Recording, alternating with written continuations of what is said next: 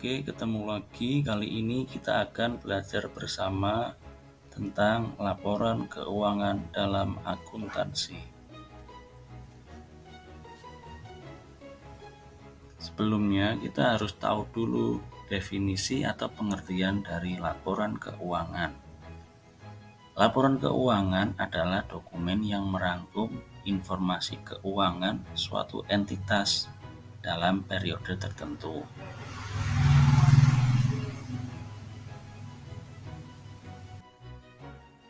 Tujuan dari laporan keuangan yang pertama adalah untuk mengetahui informasi keuangan dari perusahaan. Maksudnya di sini adalah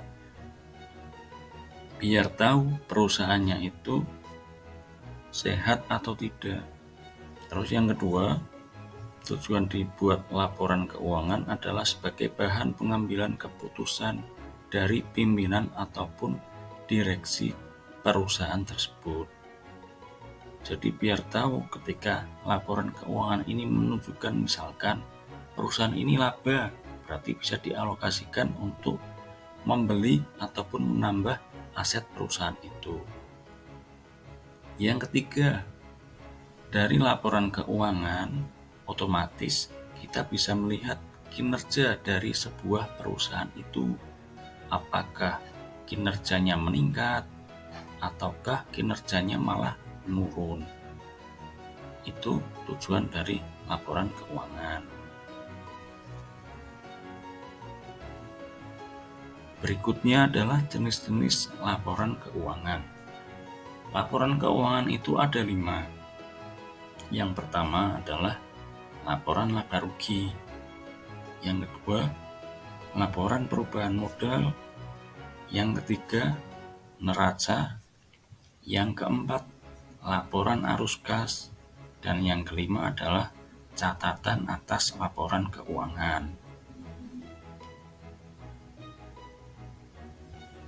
Nah, kita juga harus tahu pengertian dari masing-masing laporan itu.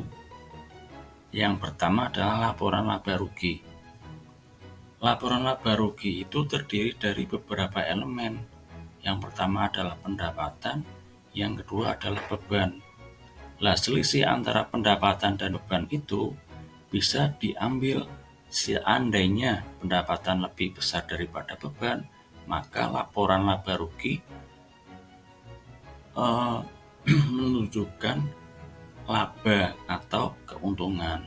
Sebaliknya, jika pendapatan lebih kecil daripada beban, maka laporan laba rugi akan menunjukkan kerugian bagi perusahaan itu. Jadi laporan laba rugi itu laporan yang menggambarkan posisi dari perusahaan itu dalam posisi laba atau rugi. Ini adalah format dari laporan laba rugi atau bahasa Inggrisnya disebut dengan income statement. Di laporan laba rugi ini terdiri dari beberapa macam akun. Yang pertama dicari adalah net sales-nya atau penjualan bersih. Setelah itu mencari laba kotor.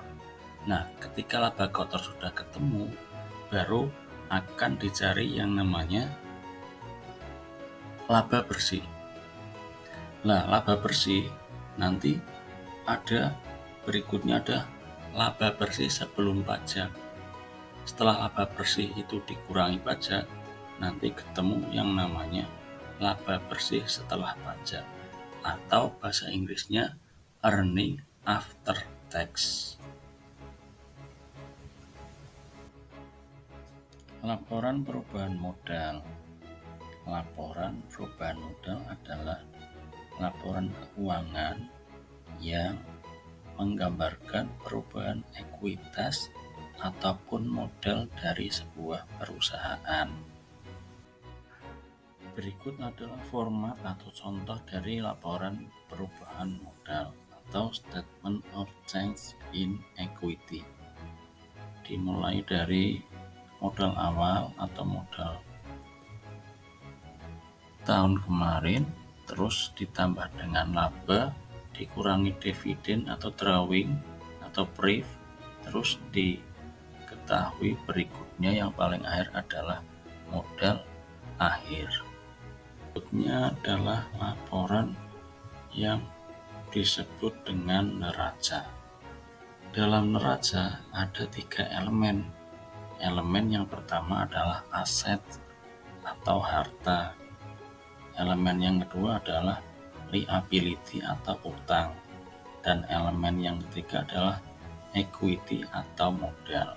Jadi bisa disimpulkan neraca itu adalah sebuah laporan keuangan yang menggambarkan posisi aset atau harta, liability atau utang, dan equity atau modal dari sebuah perusahaan.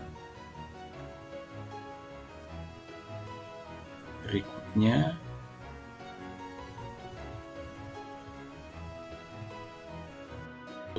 adalah laporan yang disebut dengan ini adalah format dari neraca atau balance sheet,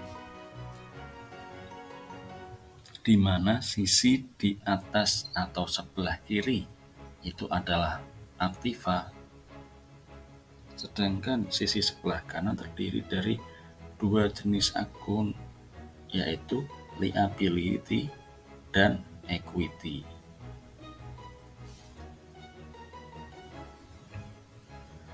Laporan keuangan yang selanjutnya disebut juga dengan laporan arus kas. Laporan arus kas ini merupakan laporan keuangan yang merekam arus masuk dan keluar kas dalam aktivitas operasi, investasi, dan pendanaan. Ini adalah format dari laporan arus kas, atau yang disebut juga istilah bahasa Inggrisnya adalah cash flow statement. Di sini bisa kita lihat ada 3 jenis aktivitas. Yang pertama adalah operating, yang kedua investing, dan yang ketiga adalah financing. Berikutnya adalah catatan atas laporan keuangan yang intinya memuat informasi tambahan berkaitan laporan keuangan sebelumnya. Demikianlah sekilas tentang pemaparan laporan keuangan dalam akuntansi. Mudah-mudahan bisa memberikan manfaat dan bisa memberikan tambahan ilmu buat belajar kita bersama. Sampai jumpa, sampai ketemu di lain kesempatan. Terima kasih.